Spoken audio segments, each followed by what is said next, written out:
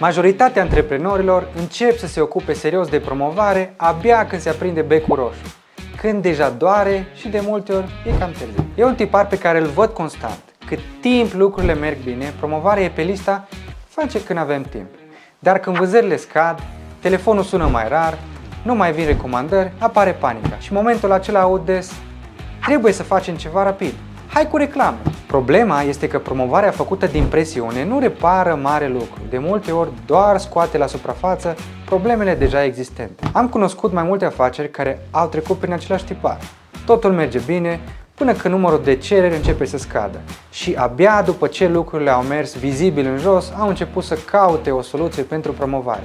Și e ceva ce vedem des, mai ales în afacerile care oferă servicii, unde clienții nu vin constant de la sine. Dar adevărul e că promovarea nu poate fi doar o intervenție de urgență. Nu poți reface fundația casei în timp ce arde. Promovarea făcută constant, înainte să apară problemele, este cea care aduce stabilitate.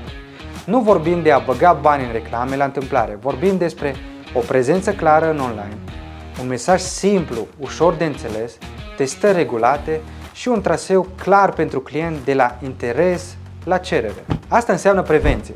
Nu să încerci să stingi focul când deja casa arde. Adevărul este că afacerile care cresc nu așteaptă să doară. Nu reacționează doar când scade ceva în rapoarte sau Excel. Planifică, testează, ajustează. Construiesc un sistem stabil înainte să aibă nevoie disperată de el, nu după.